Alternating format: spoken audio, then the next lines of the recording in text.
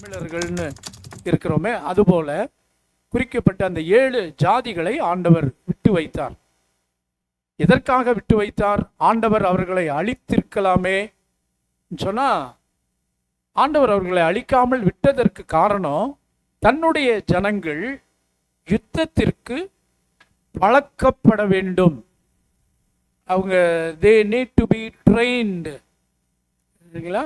அதை பழக்குவிக்கணும், சரிங்களா? Learning is a must. கற்றுக்கொள்ளுதல், தெரிந்து கொள்ளுதல். நம்முடைய ஆண்டவர் அவர் சங்கீதம் 144 முதல் வசனத்தில், என் கைகளை போருக்கும் என் விரல்களை யுத்தத்திற்கும் படிப்பிக்கிற கற்றுக் கொடுக்கிற, என்னை ட்ரெயின் பண்ற கர்த்தருக்கு ஸ்தோத்திரம் உண்டாவதாக என்று சொல்லப்பட்டிருக்கிறது. பெற்றோராகிய நாம் நம்முடைய பிள்ளைகளுக்கு கற்றுக் கொடுக்கிறோம், அவங்கள ட்ரெயின் பண்றோம், பிள்ளைகளை நடத்துகிறோம். பிள்ளையானவனை நடத்த வேண்டிய வழியிலே அவனை நடத்து, முதிர் வயதிலும் அவன் அதை விடாது. ஸோ இந்த கற்றுக்கொள்ளுதல் என்பது தேவ பிள்ளைகளாகிய நம்ம எல்லாருக்கும் அது கண்டிப்பாக நடந்தேற வேண்டிய ஒன்று. நம்முடைய ஆண்டவர் கற்றுத்தருகிறவர். சின்ன வயதிலே நாங்கள் பாடின, நம்ம எல்லாருமே பாடியிருப்போம், நடக்க சொல்லித்தாரும் இயேசுவே இயேசுவே. ஆண்டவர் நடத்துகிறவர், நடக்க சொல்லிக் கொடுக்கிறார். சின்ன பிள்ளைகளுக்கு இந்த அவங்கள நடக்க பண்றதுக்கு இந்த கைவண்டி தானே, மாட்டு வண்டியா, வாக்கர், நடவண்டி நமக்கு இல்லையா, அந்த நடவண்டி. உடனே டக்குன்னு அந்த அந்த பிக்சர் போடுங்க தம்பி. சரி, ஓகே. நடவண்டி என்ன, அப்படி தடுமாறி அப்படி நடக்க. வளர்ச்சின்னு ஒரு அடையாளம் அந்த லேர்னிங் இல்லையா, கற்றுக்கொள்ளுதல், படிப்பித்தல், அப்படி படிப்படியா நம்ம எல்லாருமே வளர்ச்சியை விரும்புகிறோம், அப்படி தானே? வளர்ச்சியை விரும்புகிறோம். உயிருள்ள எந்த ஒரு பொருளும் வளரும். சபை உயிருள்ளது என்று சொன்னால் அது வளர வேண்டும். உயிருள்ள எந்த ஒரு பொருளும் அது வளர்ச்சி அடைகிறதை போல நாம் வளர வேண்டும். இந்த பழகுதல் என்பது நிறைய விஷயங்கள் இருக்கிறது. அதில் சுருக்கமாக 1-2 சொல்லுகிறேன். இந்த பழகுகிற அந்த காலங்கள் ஈஸியாக இருக்காது, அது கொஞ்சம் ரிஸ்கியாக தான் இருக்கும், அப்படி தானே? பழகிற காலங்கள், பிள்ளைகள் சைக்கிள் பழகுறீங்க, அடிபடாமல் அல்லது காயப்படாமல் கீழே விழுகாமல், யாராவது எடுத்த உடனே அப்படியே நல்லா பழகிட்டீங்களா? இல்லை, உங்கள் மௌனம் சம்மதத்துக்கு அறிகுறி. என்ன,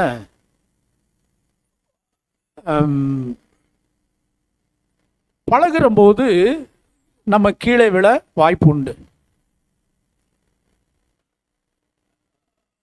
எங்கள் அப்பா ஆரம்ப காலங்களில் சரிங்களா, அவர் ஆரம்ப காலங்களில் சைக்கிள் பழகி கொடுத்துருக்குறாங்க. அவங்க ஃப்ரெண்ட்ஸ் எங்கள் அப்பாவுடைய கீழே விழுந்துட்டார், அதோட மறந்தவர் தான்.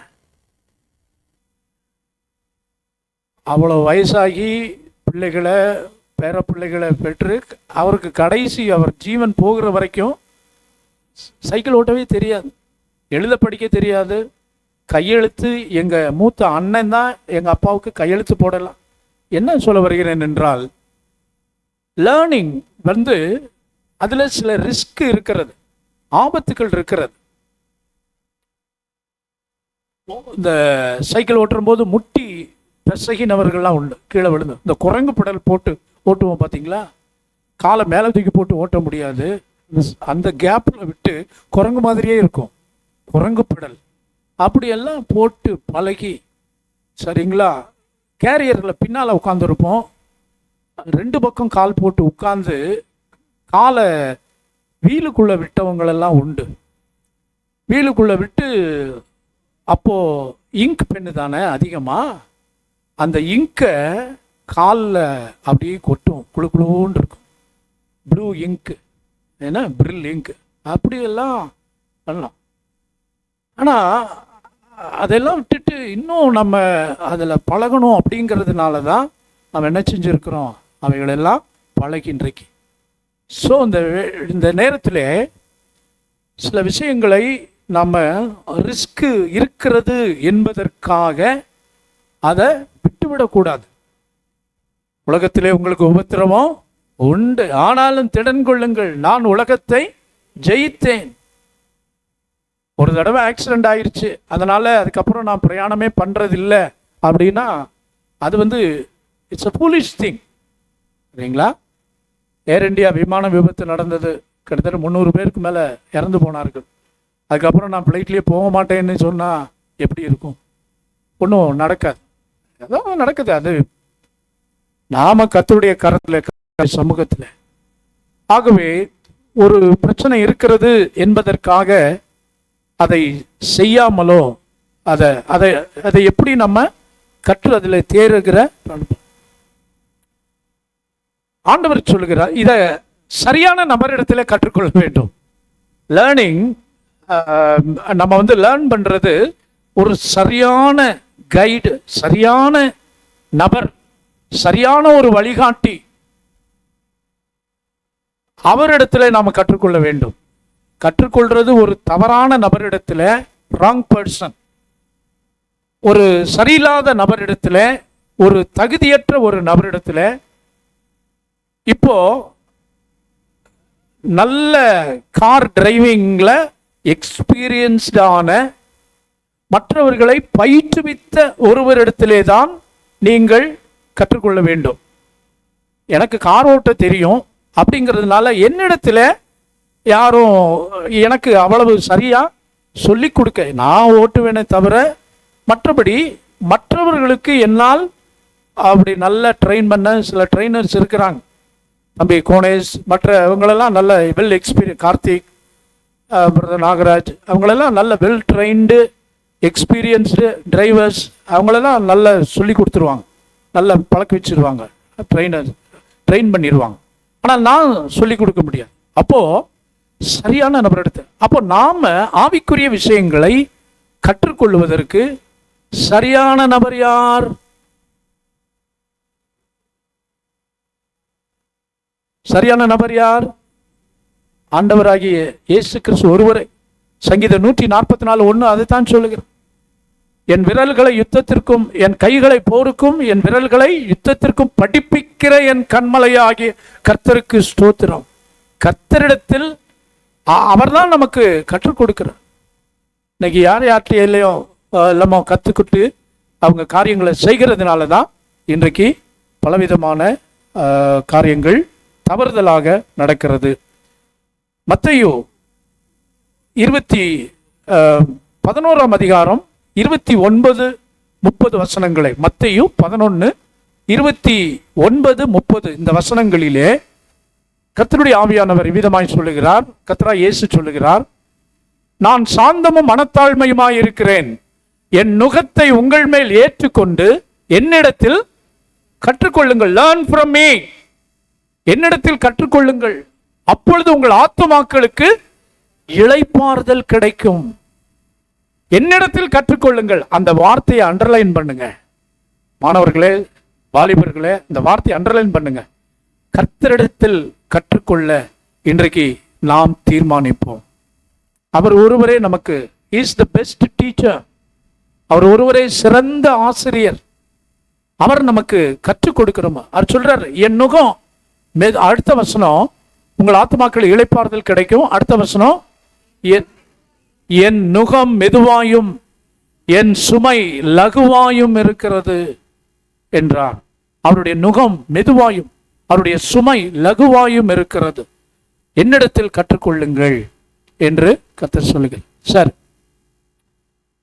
கற்றுக்கொள்ளுகிறதுல சிரமங்கள் இருக்கிறது. சிரமங்கள் இருக்கிறதற்காக கற்றுக்கொள்வதை ஒரு நாளும் நம்ம தடை செய்யக்கூடாது. அந்த கற்றுக்கொள்ளுகிறதுல நாம் வளருகிறோம். ஒரு காரியத்தை நேர்த்தியாய் செய்வதற்கு அந்த பயிற்சி தான், அந்த பழக்கம்தான் நம்மளை உருவாக்குகிறது இல்லையா? பழமொழி சொல்லுவாங்க, 1000 பேரை கொன்னவர் தான், அதுவும் அரை வைத்தியம் தானா, அப்போ முழு வைத்தியம் ஆகணும்னா 2000 பேரை கொல்லணும் இல்லை. என்ன அர்த்தம் என்றால் எல்லாரையும் சாகடிக்கணுங்கிறது அர்த்தம் இல்லை.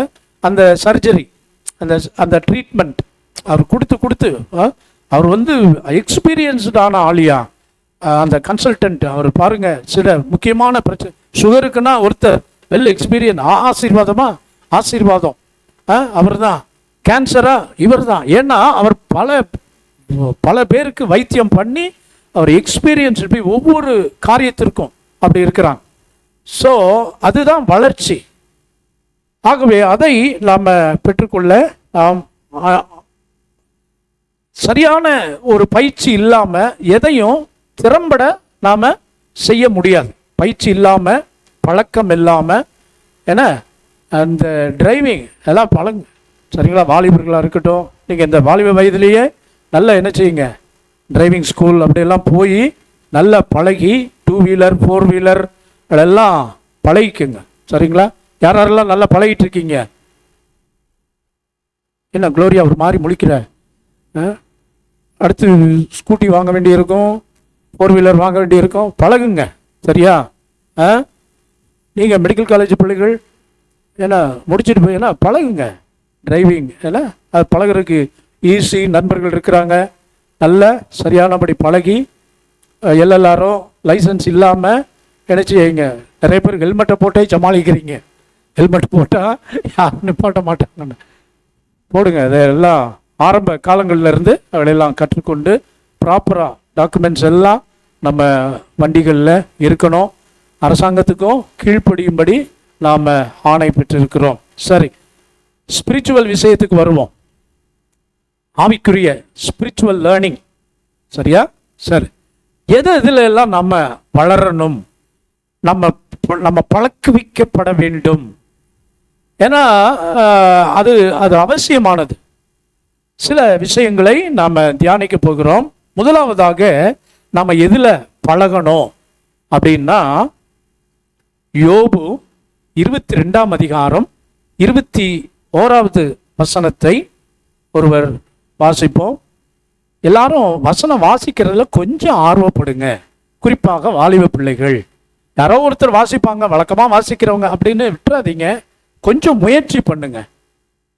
யோபு 22:21.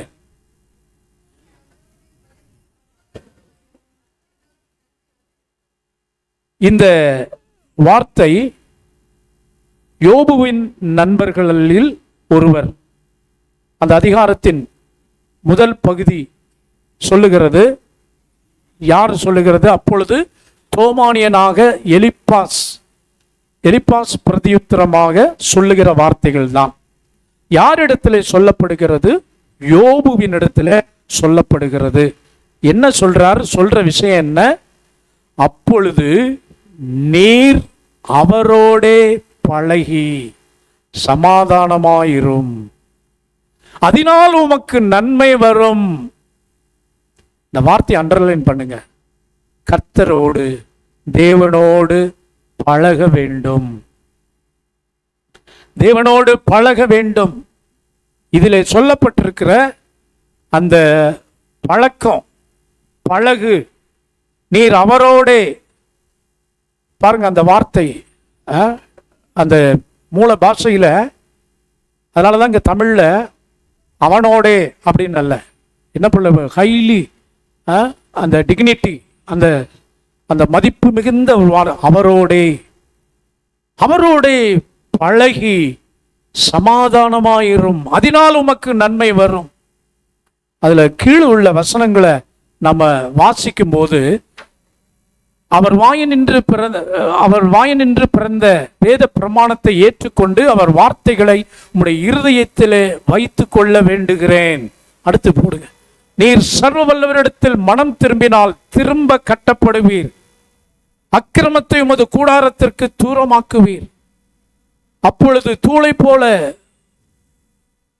பொன்னையும் ஆற்று கற்களை போல ஒப்பீரின் தங்கத்தையும் சேர்த்து வைப்பீர். இந்த வார்த்தைகள் நம்ம ஒவ்வொருவரையும், இது யோபுவை குறித்து சொல்லப்பட்டாலும் நம்ம ஒவ்வொருவரை குறித்தும் கர்த்தருடைய சித்தம். நீர் அவரோடே பழகி சமாதானமாயிரும், அப்பொழுது அவரிடத்திலிருந்து நன்மை வரும்.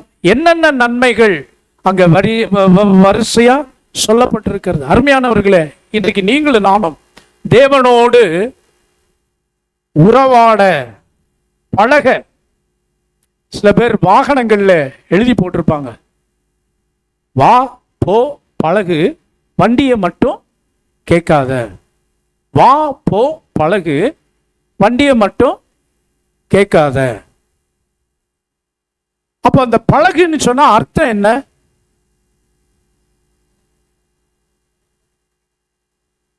இப்ப நானும் ரூபனும் பழக்கமா இருக்கிறோம்னா என்ன அர்த்தம்? ஃபெலோஷிப், ஐக்கியம். நான் அவரோடு பேசுகிறேன், அவர் என்னோடு பேசுகிறார். ஆதாம் ஏவாள் தேவ சமூகத்தில், ஏதேன் தோட்டத்தில் தேவன் அவர்களோடு மாலை நேரங்களில் வந்து உலாவுவாராம். உலாவுவார் என்றால் அர்த்தம் என்ன? அவங்களோட ஜாலியாக ஒரு ஈவினிங் வாக் அப்படியே அந்த ஏதேன் தோட்டத்தில் போய் வந்து இருந்தார் அப்படின்னு நம்ம பார்க்குறோம். அப்போ என்ன மௌனமாவா போயிருப்பாங்க 3 பேரும்? என்ன செஞ்சிருப்பாங்க? பேசியிருப்பாங்க. ஆதாம் ஏவாள் ஆண்டவர்கிட்ட, ஆண்டவரே இதெல்லாம் நீங்கள் எப்படி உருவாக்குனீங்க கேட்டு, நான் சிருஷ்டிகர், சர்வ வல்லவர், நான் சொன்ன உடனே எல்லாம் உருவாயிட்டு, எங்களை எப்படி நீங்கள் படைச்சிங்க கேட்டிருப்பாங்க. ஸோ கான்வர்சேஷன், ஒருவருக்கொருவர் பேசுதல், உறவாடுதல், அதாங்க பழக்கம். சரியா? பழகுதல். ஸோ முதலாவது, தேவ பிள்ளைகளாகிய நீங்களும் நானும் தேவனோடு உறவாட, தேவனோடு பேச. ஒரு பாடல், உம்மோடு பேச எனக்கு ஒரு ஆசை. யார்கிட்ட எல்லாமோ பேசி கடைசியில் பிரச்சனையில தான் முடிஞ்சிருக்கு இல்லையா? யார்கிட்ட பேசினாலும் ஆரம்பம் அப்படியே அமர்க்களமாக இருக்கும், கடைசியில் பார்த்தா ஏதாவது ஒரு பிரச்சனையை முன்னிட்டு அடிதடி. ஃப்ரெண்ட்ஸாக இருக்கட்டும், அவங்க மனுஷர்களை பிரியப்படுத்த, மனுஷர்களுடைய வார்த்தைகள், உறவுகள், இவங்க எல்லாரும் கூட உறவாடுவதை விட அந்த பழக்கம், நீங்களும் நானும் தேவனோடு உறவாடுகிற, அதுதாங்க ஜெபநேரம். நாம் ஜெபிக்கும் போது நாம் தேவனோடு பேசுகிறோம். வேதம் வாசிக்கும் போது அவர் நம்மோடு பேசுகிறார். அவருடைய வழிகள் ஆராய்ந்து முடியாது. Fellowship, 2-way communication. வேற ஒரு வழி மட்டுமல்ல, 2. ஃபோன் பண்ணுறோம், ஃபோன் எடுத்து பேசுகிறோம், நம்மளே பேசிக்கிட்டு இருக்கிறதல்ல, அது ஃபோன் கிடையாது. 1-way. எது? Walkie talkie. யுத்த காலத்தில் ஓவர், அவ்வளோதான். இங்கேருந்து போய்கிட்டு தான் இருக்கும், அங்கேருந்து ஒன்றும் ரெஸ்பாண்ட் வராது யுத்த காலத்தில். ஆனால் ஃபோன் என்பது உரையாடுவதற்கு, ஒருத்தரை நலம் விசாரிக்கிறோம், அவர் உடனே பதில் பேசுகிறார். சரிங்களா? 2-way. அதுபோல தான் நானும் தேவனும். ஏன்னா அந்த அளவுக்கு அந்த அந்த அந்த ஐக்கியம், அது ஃபெலோஷிப். என்னைக்கு அது அருந்து போனதோ, காரணம் என்ன? செய்யக்கூடாது செய்தார்கள். ஆதியாகமம் 3ஆம் அதிகாரத்தில் நாம் வாசிக்கிறோம், தேவரீருடைய சத்தத்தை கேட்டு நான் பயந்து, நான் நிர்வாணியாக இருக்கிறதினால் விருட்சங்களுக்குள்ளே ஒளித்து கொண்டிருக்கிறேன். அவ்வளவு நல்லா அப்படி ஃபெலோஷிப்பா பழகி வந்த ஆதாமும் ஏவாளும் பாவம் செய்த போது அந்த தேவ உறவு துண்டானது. சாத்தான் வெற்றி பெற்று விட்டான். அவன் சாதிச்சிட்டான். ஆரம்பத்தில் அவன் வெற்றி அடைந்து விட்டான். அவனுடைய நோக்கம் நிறைவேறியது. என்ன? உங்களையும் என்னையும் ஆண்டவருடைய அந்த உறவிலிருந்து பிரித்து விட்டான். நிந்தையும் அவமானமும் பயமும் திகிலும் எவ்வளவு சுதந்திரமாய் உலாவினார்கள். ஆனால் என்னைக்கு தேவனை விட்டு தூரமாய் போனார்களோ அன்றைக்கு அந்த உறவு துண்டிக்கப்பட்டது. ஆவிக்குரிய மரணம் ஏற்பட்டது. அருமையான தேவனுடைய பிள்ளைகளை, கர்த்தரை விட்டு தூரம் போக போக, அந்த உறவை விட்டு கொஞ்சம் அப்படியே பின்னால போக போக போக அப்படி நிறைய பேர் ஆதியிலே கொண்டு இருந்த அந்த அன்பை விட்டு சமீப காலங்களாக எத்தனையோ காரணங்கள் அவங்க சொல்லலாம். ஆனால் தேவனுக்கு முன்பாக எதுவும் எடுபடாது. இந்த பயமும் அந்த நிர்வாண என்கிற நிலையும் இவர்களுக்கு ஏன் ஏற்பட்டது? தாங்களாகவே தானே வருவித்துக் கொள்கிறார்கள். அவனவன் தன் தன் சுய இச்சைகளினால் இழுப்புண்டு சோதிக்கப்படுகிறான். அருமையானவர்களே, தேவ சமூகத்தில் நீங்களும் நானும் தேவனோடு, ஆதாம் ஏவாளோடு கர்த்தர் எவ்வளவு கடந்த நாட்களில் தியானித்தோம். ஆதாமே எங்கே இருக்கிறாய்? ஆண்டவர் தேடி வந்தார் இல்லையா? தேடி வந்தார். கேடு கெட்டு போன அப்படியே கை கழுவி விடவில்லை. அவனா, நான் உனக்கு அப்பா இல்லை, நீ எனக்கு மகன் இல்லை, இதோடு நம்ம உறவு துண்டித்து போனது என்று கர்த்தர் விட்டு விடவில்லை. அவர் என்ன செய்கிறார்? தேடி வருகிறார். அதனாலதான் அவருடைய தகப்பனுடைய அன்பு என்ன? அவருடைய அன்பு, ஆமென், தாயினும் மேலாக அன்பு கூர்ந்து, ஆமென். நம்முடைய தாய் தகப்பனுடைய அன்பை விட அவருடைய அன்பு மேலானதுங்க. இழந்து போன துணிகரமாய் எங்க ஆதாம் ஏவாள் கனியை புசித்தது, அவங்களுக்கு வேற கனியே இல்லை, அவங்களுக்கு வேற வழியே இல்லை, அது ஒண்ணுதான் கனி, அவங்க பசி தீரணுமே, அப்படியா? இல்லை, ஆயிரக்கணக்கான கனி வர்க்கங்கள் இருந்தது. அப்போ துணிகரம், நான் இதை செய்வேன், இதனால என்ன நடக்கும் பார்த்துருவோம், தேவனை போல நம்ம மாறிவிடுவோம் என்கிற பெருமை, அகந்தை எல்லாம் சேர்ந்து அவன் தன் தன் சுய இச்சைகளினால் இழுப்புண்டு சோதிக்கப்படுகிறான். அப்படி செஞ்சு ஒழித்து கொண்ட ஒரு மகனை ஆண்டவர் தேடி வருகிறார். ஆதாமே, நீ எங்கே இருக்கிறாய்? ஆண்டவர் நம்முடைய லொகேஷனை கேட்கல. நீ எங்கப்பா இருக்கிற, லொகேஷன் எனக்கு அனுப்பு, நான் வந்துடுறேன். ஆண்டவருக்கு தெரியாத லொகேஷனே கிடையாது. பூமி அனைத்திற்கும் மேலாக அவருடைய கண்கள் நோக்கமாய் இருக்கிறது. நீ ரியலைஸ் பண்ண, நீ இருக்க வேண்டிய இடம் அதுவல்ல. அதனாலதான் ஆண்டவர் கேட்கிற, நீ எங்கப்பா இருக்கிற ஆதாமே? உன்னை வைத்த இடம், உன்னை எங்க வச்சிருந்த, எவ்வளவு ஒரு மேன்மையான ஒரு இடம். அங்கே நிர்வாணம் இல்லை, அங்கே பயம் இல்லை, எல்லாம் சுயாதீனம், ஃப்ரீடம். சபையில் எதுவும் கட்டுப்பாடுகள் இல்லை. நம்ம ஆண்டவர் எவ்வளவு நமக்கு சுயாதீனம், சுதந்திரம் சரிங்களா வரலாம். இன்றைக்கு எத்தனையோ கட்டுப்பாடுகள் எத்தனையோ இடங்கள்ல இருக்கிறது. ஆனால் ஆண்டவர் நமக்கு நல்ல ஒரு ஃப்ரீடம் கொடுத்துருக்கு. ஆனால் இந்த இடத்த விட்டுட்டு, இந்த தேவ அன்பை விட்டு இன்னைக்கு தங்களுடைய சுய இச்சைகளினாலே பல விதங்களிலே அழைக்கழிக்கப்பட்டு அவங்க இன்னைக்கு அநேகர் கர்த்தருடைய அன்பை விட்டு தூரமா இருக்கு. கர்த்தர் தேடி வருகிறார். ஆதாமே, நீ எங்கே இருக்கிறாய்?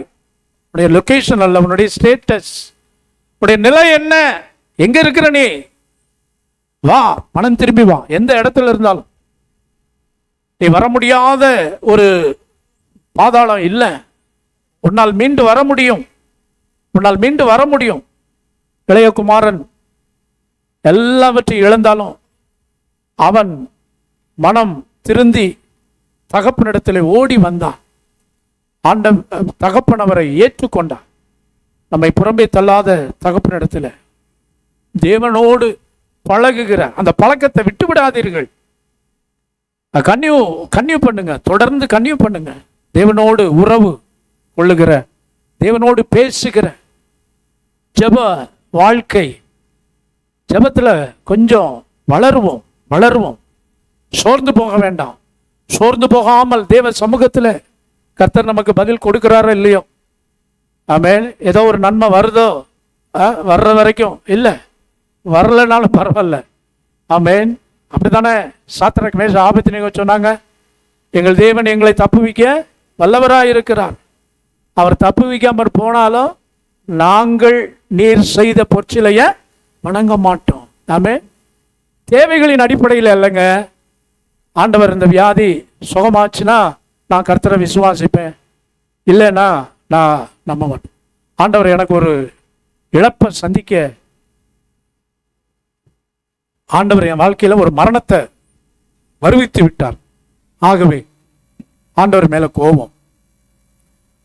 நம்ம உறவு தேவைகளின் அடிப்படையில் பாருங்க. பெற்றோர் மகன் இருக்கிறான் ஜோர்டன், ஏதாவது தேவைக்காக மட்டும் என்கிட்ட வர்றாரு. காலேஜ் ஃபீஸ் கட்டணும், வண்டி வாங்கணும், மற்ற நேரங்களில் எல்லாம் அவர் என்னோடு பேசுவது பழகுவது இல்லை, எந்த காரியத்தையும் ஷேர் பண்ணுறது இல்லை. ஒரு தகப்பனுடைய எண்ணம் எப்படி இருக்கும்? அதனால் பிள்ளைக்கு செய்யக்கூடாதுன்னு இல்லை, நான் செய்வதற்கு எல்லாம் ரெடியாக இருக்கிறேன். ஆனால் என் மகன் எப்போதும் என் கூட இருக்கிறான், அவன் என் கூட பேசுகிறான், நல்லா ஷேர் பண்ணுறான் அப்படிங்கிற அந்த நிலை இருக்கிற போது அவன் கேட்காமலே எல்லாத்தையுமே என்ன செய்ய முடியும், என்னால் வாங்கி கொடுக்க முடியும். இதே போல தாங்க நீங்களும் அப்படித்தான். நீங்களும் அதற்கு எல்லாருமே, எல்லா பெற்றோரும் நம்முடைய பிள்ளைகளிடத்துல அந்த என்ன சொல்றது, அந்த மியூச்சுவல் ஏதோ தேவைக்காக மட்டும், ஏதாவது ஒரு பிரச்சனை, ஏதாவது ஒரு கஷ்டம், ஏதாவது ஒரு தோல்வி, ஏதாவது ஒரு தேவை, பண தேவை, அப்ப மட்டும் கர்த்தருடைய சமூகத்தில் இல்லைங்க. எப்போதும் தாவீது சொல்ல, கர்த்தரை நான் எக்காலத்திலும், ஆமே. ஆகவே எப்போதும் தேவனோடு 24/7, அதுபோல எல்லா நாளும் எல்லா நேரமும் பாடலையா, எந்த காலத்திலும் எந்த நேரத்திலும் நன்றியால் உம்மை நான் துதிப்பேன், இயேசுவே உம்மை நான் துதிப்பேன். இது வெறும் பாட்டு அளவில் மட்டும் இல்லை, உண்மையிலே அது ரியல் மீ, அது உண்மையாக வெளிப்பட வேண்டும். சரி, ரெண்டாவது தேவனோடு பழக வேண்டும். ரெண்டாவது எதிலே நாம் பழக வேண்டும் என்றால், ஓசியா 11ஆம் அதிகாரம் 3வது வசனம். ஓசியா 11:3. நான் எப்பிராயீமை கைப்பிடித்து நடக்க பழக்கினேன், ஆனாலும் நான் தங்களை குணமாக்குகிறவர் என்று அறியாமல் போனார்கள். கர்த்தரே ஓசியா தீர்க்கதரிசியின் மூலமாய் அவருடைய பிள்ளைகளாகிய நமக்கு சொல்லுகிறார், நான் எப்பிராயீமை, நம்மளை, அவருடைய பிள்ளைகளாகிய நம்மளை என்ன செய்கிறாரா, கைப்பிடித்து, ஆமா, கைப்பிடித்து நடக்க பழக்கினேன்.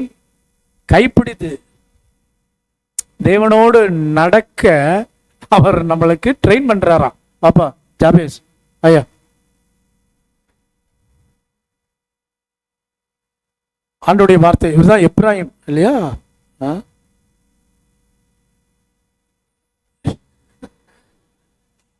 அவரை நடக்க பழகணும்னா அவர் என்ன நடத்த, சரி, என்ன செய்யறாரா, கைப்பிடித்து நடக்க பழக்கிற. தம்பி நடந்து வாயா, மெதுவா நடந்து வாயா, சரியா? நல்ல பார்த்து கவனமா திரும்பிடலாமா? சரி, திரும்பிடலாம். கல் இருக்கு, பார்த்து கவனமா, நல்லா பார்த்து. சரி. ஸோ இப்படி கர்த்தர் நம்ம ஒவ்வொருவரையும் அவர் நடக்க பழக்கப்படுத்துகிறார். ஆனால் நாம என்ன செய்கிறோம்? ஆனாலும் நான் தங்களை குணமாக்குகிறவர் என்று அறியாமற் போனார்கள். இப்போ எப்ராயிம் என்ன செய்கிறான்? கர்த்தர் எப்ராயிமை குணமாக்குகிறவர் என்பதை எப்ராயிம் அறியவில்லை. என் ஜனங்கள் அறியாமையினாலே சங்காரமாகிறார்கள். அநேக காரியங்களை கர்த்தர் நம்மை கைப்பிடித்து பாருங்க. இந்த கைப்பிடித்தல் என்பது நாம அவர் கையை பிடிக்கல, மாறாக அவர் நம்முடைய கைகளை பிடித்திருக்கிறார். ரெண்டுக்கு என்னையா வித்தியாசம்? ஒண்ணுதான், நத்திங். நம்ம பிடிப்பை பத்தி நமக்கு தெரியாதா என்ன? நான் பார்க்குறோமே எம்டி சேர்ஸ், இத்தனை பேர். அருமையானவர்களே, நாம பிடிச்சோம்னா நம்ம பிடியா இது எப்பையும் கைவிடுறதுக்கு வாய்ப்பு உண்டு நிறைய. திருமண பந்தத்தில் ஒப்பந்தம் பண்ற உடன்படிக்கை செய்கிற கணவன்மார்களே மனைவிமார்களே என்ன செய்யறாங்க? பாதியில விட்டு விடுகிறார். ஸோ மனுஷனுடைய எல்லாமே. அதனாலதான் ஆண்டவர் என்ன செய்யறாரு? தம்பி, நீ பிடிக்க வேண்டாயா, நான் என்ன செய்யறேன்? உன் கரத்தை நான் பிடித்து, நான் உன் வலது கையை பிடித்து, திகையாதே, கலங்காதே, நான் உன் தேவன், நான் உன்னை தப்புவிப்பேன், நான் உன்னை கனப்படுத்துவேன், நான் உன்னை பெரியவனாக்குவேன். ஆண்டவரே தேங்க்யூ. ஆகவே அவர் நடக்கப்பட இப்படி ஒருத்தர் நடந்தார். யாரு? ஏனோக்கு. ஆதியாகமம் 5:24 ஏனோக்கு தேவனோடு சஞ்சரித்தான். சஞ்சரித்து கொண்டிருக்கையில் அவன் காணப்படாமற் போனான். இங்கிலீஷ் பைபிள்ல ரொம்ப தெளிவாக ஈனோக் வாக்ட் வித் காட், தேவனோடு நடந்தான். ஆக்சுவலா நடந்தான், வாக்கிங் சொல்லப்பட்டிருக்கு. தேவனோடு நடந்தான். 365 ஆண்டுகள் வாழ்ந்தான். அருமையானவர்களே, 365 ஆண்டுகள் வாழ்ந்தான். அப்படியானால் ஒவ்வொரு நாளும் ஏனோக்கு தேவனோடு, ஒவ்வொரு வருஷம், ஒவ்வொரு ஆண்டும், அந்த 365 என்பது ஒரு ஆண்டின் நாட்களை குறிக்கிறது. ஸோ எவ்ரிடே அவனுக்கு குடும்பம், மனைவி, பிள்ளைகள் எல்லாம் இருந்தான். இன்னைக்கு அநேகருக்கு குடும்ப வாழ்க்கை என்றால் தேவனோடு நடத்தல் என்பது அரிது அப்படின்னு சொல்றாங்க. அதனாலதான் சில பேர் சாமியாராக போய்விடுகிறார்கள், சன்னியாசியாக போய்விடுகிறார்கள். புத்தர்லாம் அப்படி விட்டுட்டு ஓடினவர் தான். சரிங்களா? என்னது, ஒரு வியாதியை கண்டபோது, ஒரு வறுமையை கண்டபோது, ஒரு வயதான முதுமையை கண்டபோது, ஒரு மனுஷனுடைய வாழ்வு இப்படித்தான் போய்விடுமோ அப்படின்னு சொல்லி, இதற்கெல்லாம் காரணம் ஆசை அப்படின்னு சொல்லி, யசோதாவா மனைவி பேரு, சின்ன மகன், இளவயது மனைவியையும் மகனை விட்டுட்டு ஓடி போயிட்டார். ஆசையே துன்பத்திற்கு காரணம் அப்படின்றதெல்லாம் அவர் பல உபதேசங்களை சொல்லுகிறார். உபதேசங்களை சொன்னவர், குடும்பம் நடத்த வேண்டாமா, மனைவி பிள்ளையை வச்சு காப்பாற்ற வேண்டாமா, முதுமையை எதிர்கொள்ள வேண்டாமா, வறுமையை எதிர்கொள்ள வேண்டாமா, அதுக்கெல்லாம் வழி இல்லாம போயிட்டார். ஏனென்றால் குடும்பம் அவருக்கு ஒரு பாரமாக இருந்ததாம். ஆனால் ஏனோக்கு வேதம் சொல்லுகிறது, குடும்பம், ஆமென், கர்த்தர் தந்த குடும்பங்க, இதை அசட்டை செய்யாதீர்கள். ஆவிக்குரிய வாழ்க்கைக்கு குடும்பம் தடை என்று ஒரு நாள் எண்ணாதீர்கள். பிடுங்களுமா இருக்கிறது என்பதற்காக கணவன் நாம் எதிர்பார்த்தபடி இல்லை, அதுக்காக அவரை விட்டுவிட முடியாது. ஏன்னா தேவன் நினைத்ததை மனிதன் பிடிக்காதிருக்க கடவன் என்று வேதம் சொல்லு. சில பெற்றோரை விட்டுட்டு வாடே, இன்னொரு கல்யாணம் பண்ணிக்கலாம், அவன் கை கழுவி விட்டுரு.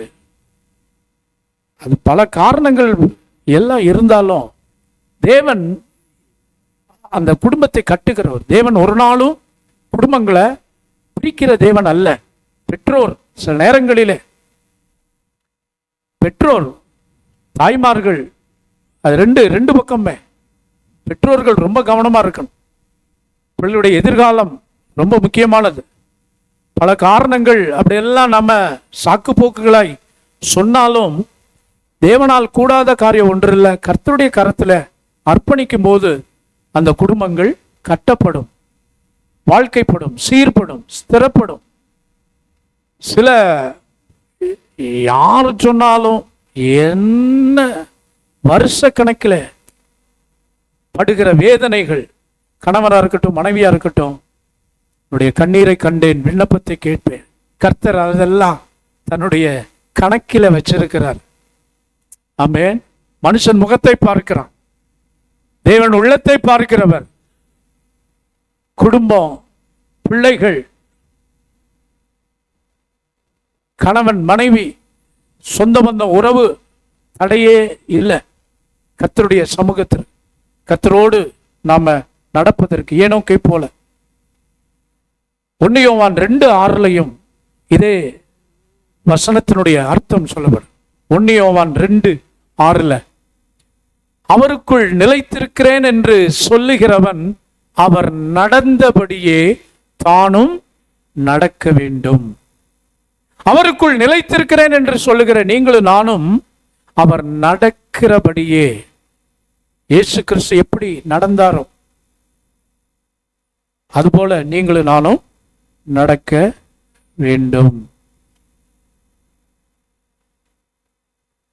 மூன்றாவதாக நாம் எதிலே பழக வேண்டும் என்றால் தேவனுடைய சிட்சையில்.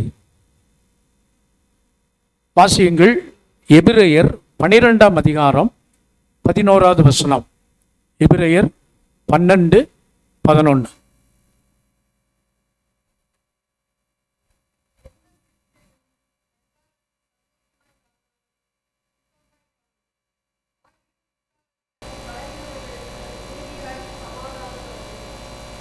எந்த சிட்சையும் தற்காலத்தில் சந்தோஷமாய் காணாமல் துக்கமாய் காணும் ஆகிலும் பிற்காலத்தில் அதில் பழகினவர்களுக்கு அது நீதியாகிய பலனை தரும். நீதியாகிய பலனை நீங்களும் நானும் காண வேண்டும் என்றால் நாம் சிட்சையில் பழக்கப்பட வேண்டும். சிட்சை என்றால் என்ன? சாஸ்டைஸ்மென்ட். தேவன் நம்மை சில நேரங்களிலே சிட்சிப்பார். சிட்சை என்றால் என்ன? நாம பிள்ளைகளை சில நேரங்களிலே பிள்ளைகள் நல்லது செய்கிற போதா அவங்கள சிட்சிக்கிறோம் இல்லை. சில தவறுகள் அவங்க அறிந்தோ அறியாமலோ சில காரியங்களை செய்யும்போது அவங்கள என்ன செய்கிறோம்? சிட்சிக்கிறோம், அவங்கள கடிந்து கொள்ளுகிறோம். சில நேரங்களிலே கடினமான வார்த்தைகளை பயன்படுத்துகிறோம். சில நேரங்களிலே கை நீட்டி அடிக்கிறோம். சில நேரங்களிலே சில இன்ஸ்ட்ருமெண்ட்டை பயன்படுத்துகிறோம், உபகரணங்களை பயன்படுத்துகிறோம். இப்படி எல்லா காரியத்திலையும் சிட்சிக்கப்படுவதற்கு ஒரு பிள்ளைக்கு உரிமை இருக்கிறது. பெற்றோராகிய நமக்கு பிள்ளை வேதம் சொல்லுகிறது, பிள்ளையானவனை நடத்த வேண்டிய வழியிலே அவனை நடத்து. பிரம்பை கையாடாதவன் தன் மகனை பகைக்கிறான். தகப்பன் சிற்றியாத பிள்ளை உண்டோ? நாம் எல்லாருமே, நமக்கு பெற்றோர்கள் இருந்திருக்கு, நாம் எல்லாருமே பிள்ளைகள். யாராவது சொல்லுங்க, எங்க அம்மா அப்பா என்ன கண்டிப்பான வார்த்தைகள், சில நேரங்களில் திட்டுதல், சில நேரங்களில் அடித்தல், சில நேரங்களில் மிதித்தல், இப்படியெல்லாம் எனக்கு எதுவுமே இல்லைங்க. நான் அப்படியே வளர்ந்து வந்து விட்டேன். யாராவது ஒருத்தர் சொல்ல முடியுமா அப்படி?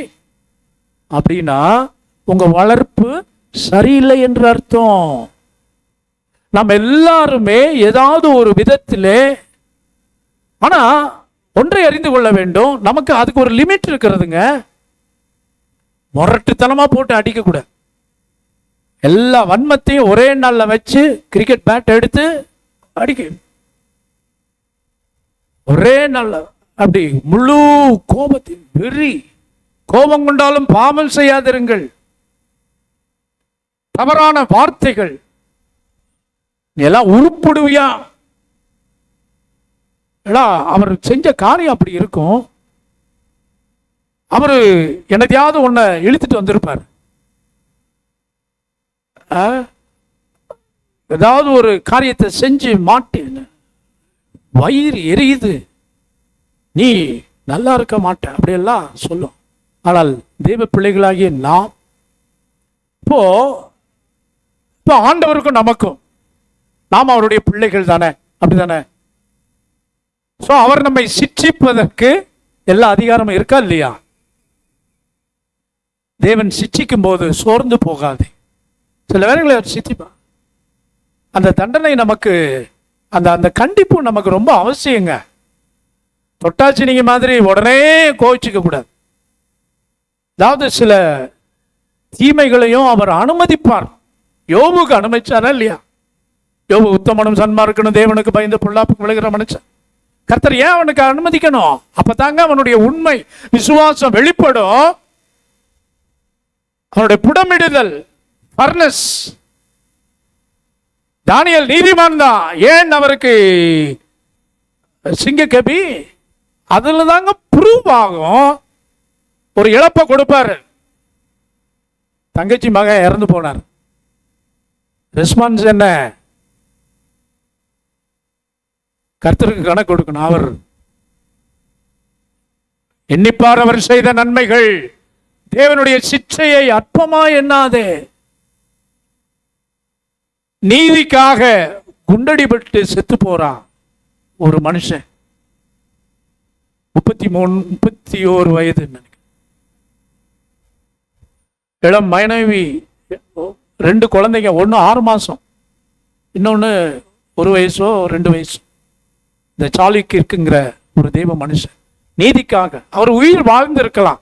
ஏன் அட்ஜஸ்ட் பண்ணா, எல்லாம் சரிதாங்க, நம்ம கலாச்சாரத்துக்கு அதெல்லாம் அப்படிதான், அப்படி இருந்திருக்கலாம்னு சொல்லி அப்படி தாஜா பண்ணிக்கிட்டு அப்படி போயிருந்திருக்கலாம். அவருக்கு இந்த இளவயது மரணம் தேவையில்லை. ஆனால் நீதிக்காக நின்றான். இன்னைக்கு உலகமே அவரை குறித்து பேசுகிறது, கர்த்தரை குறித்து மேன்மை பாராட்டுகிறது. சிச்சை அந்த மனைவிக்கு எப்படி இருந்திருக்குங்க? அவங்க உடனே எப்படி சொன்ன கூட்டுவிட்டாங்க, ஒப்பாரி வைக்கலைங்க. அவளை தைரியமா நின்று, என் புருஷனை சுட்டவனை நான் மன்னிக்கிறேன். கிறிஸ்தவத்தினுடைய அந்த தனித்தன்மை அதாங்க. புருஷனையும் 3 பிள்ளைகளையும் தீ வைத்து எரித்தார்கள். நம்ம ஒரிசால கிளாடிஸ் ஸ்டெயின்ஸ் அந்த அம்மையார் சொல்றாங்க, கிளாடிஸ் ஸ்டெயின்ஸ் சொல்றாங்க, என் புருஷனையும் 2 சிறு என்னுடைய மகன்களையும் கொன்ற அந்த மனுஷனை நான் மனப்பூர்வமாக மன்னிக்கிறேன். சமீபத்தில் ஆந்திராவில் ஒரு தேவ ஊழியனை கொன்று விட்டார்கள். அவருடைய மனைவியும் அதே பதிலை தான் சொன்னாங்க. அருமையானவர்களே, சிச்சை அப்படியெல்லாம் வரும். அதில் நம்ம எந்த அளவுக்கு கர்த்தருக்கு, கர்த்தருடைய சமூகத்திற்கு, பிரசன்னத்திற்கு நம்ம தைரியமா நிற்கிறோம் என்பது. சிச்சையில் பழகுங்க பழகுங்க. ஒரு காலம் சொல்லுவாங்க இல்லையா, கோழி மிதிச்சு குஞ்சு முடமாகாது. தேவ தயவு நம்மை பலப்படுத்தும். அவர் சீர்படுத்தி ஸ்திரப்படுத்தி பலப்படுத்துகிற ஆவியானவர். அவர் நம்மை நடத்துவார். தேவ சமூகத்தில் எழும்பி நிற்போம். இன்னும் அநேக காரியங்கள் இருந்தாலும் வர நாட்களை தியானிப்போம். தேவனோடு உறவாட ஆதாம் ஏவாளை போல அந்த உறவிலே நீடித்திருக்க நாம் பழகி கொள்ளுவோம். தேவனோடு நடக்க, walking with God, just like Enoch who walked with God. தேவனோடு நடந்த ஏனோக்கை போல நம்முடைய வழிகளில் எல்லாம் கர்த்தரை பின்வைத்து, கர்த்தரை முன்வைத்து, கர்த்தருக்கு பின்பாக நம்முடைய வார்த்தைகளின்படி நடக்கிறவன் எவனோ அவன் பாக்கியவான். அது மட்டுமல்ல, கர்த்தருடைய சிற்செயல். சோர்ந்து போகாதே மனமே, சோர்ந்து போகாதே, சோர்ந்து போகாதே மனமே, சோர்ந்து போகாதே. கண்டுனை அழைத்த தேவன் கைவிடுவாரோ? கண்டுனை அழைத்ததே கைவிடுவாரோ?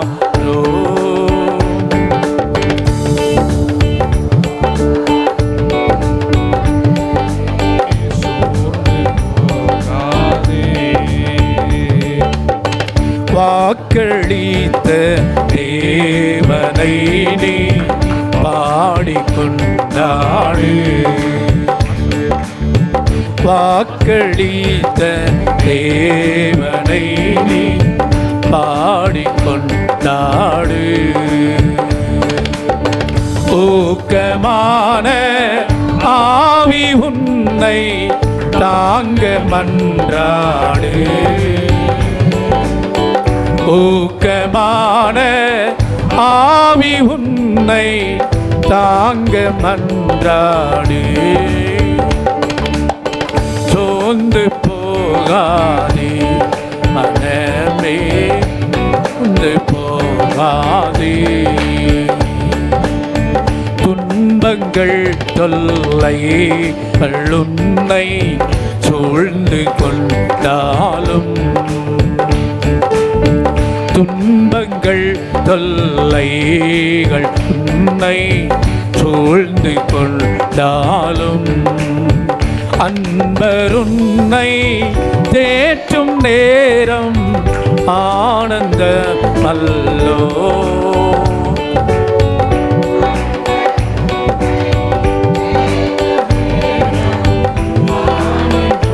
அல்லோ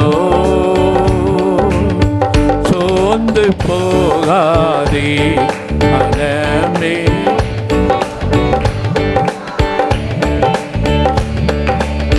சோதனைகள் சகிக்கும் மனுஷன் பாக்கியவான் அல்லோ.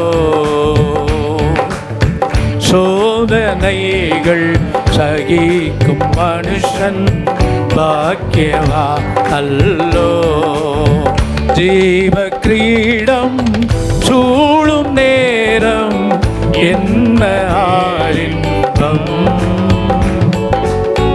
ஜீவ கிரீடம் சூழும் நேரம் என்ன பேரின்பம்.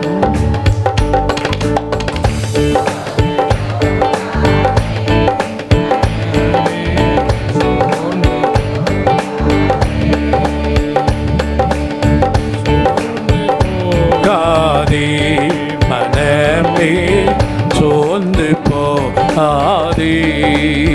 கண்டுனை அழைத்ததே கைவிடுவாரோ?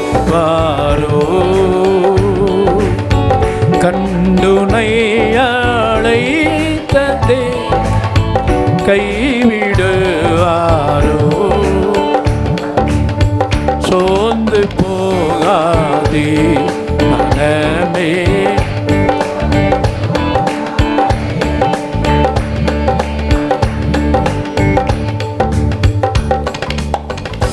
கிருபை இரக்கம் நிறைந்த எங்கள் அன்பின் ஆண்டவரே, ஆசீர்வதிக்கப்பட்ட இந்த ஆராதனை நாளுக்காக நன்றி. கர்த்தருடைய ஆவியானவர் இந்த நாளிலே நீர் எங்களோடு பேசின இந்த வார்த்தைகளுக்கு எங்களை அர்ப்பணிக்கிறோம். கர்த்தாவே, பழக வேண்டிய இந்த 3 முக்கிய காரியங்களை உம்மோடு ஆதாம் ஏவாள் பாவம் செய்வதற்கு முன்பாக உம்மோடு உறவாடின, உம்மோடு பழகின, நீர் அவரோடே பழகி சமாதானமாயிரும், அப்பொழுது உமக்கு நன்மை வரும் என்ற வார்த்தையின்படி கர்த்தாவே, தேவனோடு நடக்க ஏனோக்கை போல ஜீவிய காலமெல்லாம் அவன் தேவனோடு சஞ்சரித்தான். சஞ்சரித்து கொண்டிருக்கையில் காணப்படாமற் போனான். மோடு நடக்க எங்களை பழக்குவியும் ஆண்டவர்.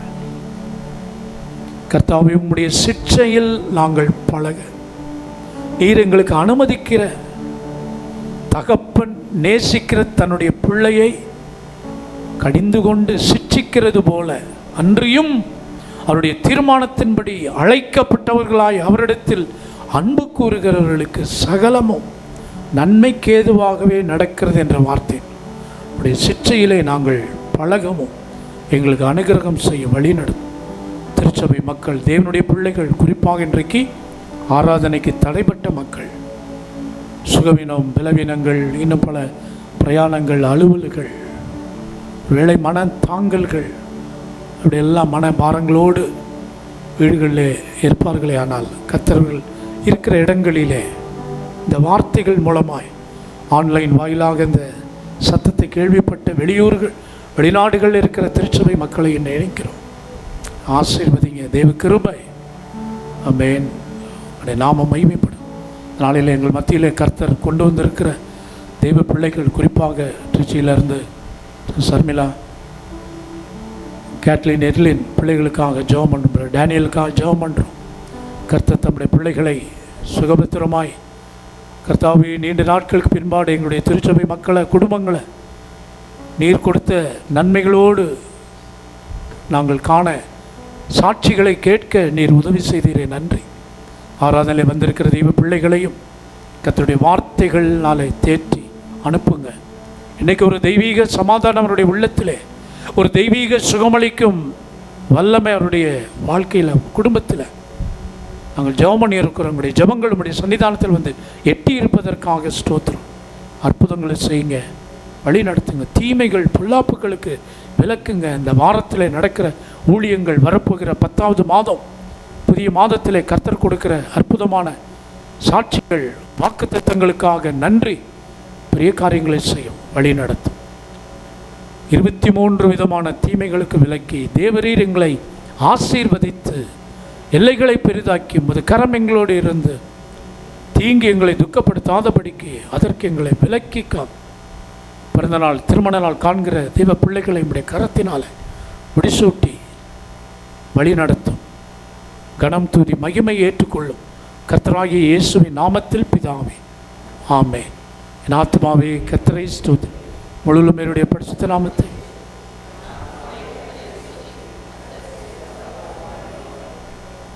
நம்முடைய கர்த்தராகிய இயேசு கிறிஸ்துவின் கிருபை, பிதாவாகிய தேவனுடைய அன்பு, பரிசுத்த ஆவியானவரின் அந்யோன்ய ஐக்கியம், சந்தோஷம், சமாதானம் நம் அனைவரோடும், தேவனுடைய பிள்ளைகள் யாவரோடும் அடைய வருகை பரியந்தம் இருப்பதாக. ஆமேன், ஆமேன், ஆமேன். எல்லாருக்கும் ஸ்தோத்திரம். கர்த்தர் ஒருவரையும் ஆசீர்வதிப்பாராக. ஒருவர் வாழ்த்து சொல்லிக்கொள்ளுங்கள். ஆண்டுடைய நாமம்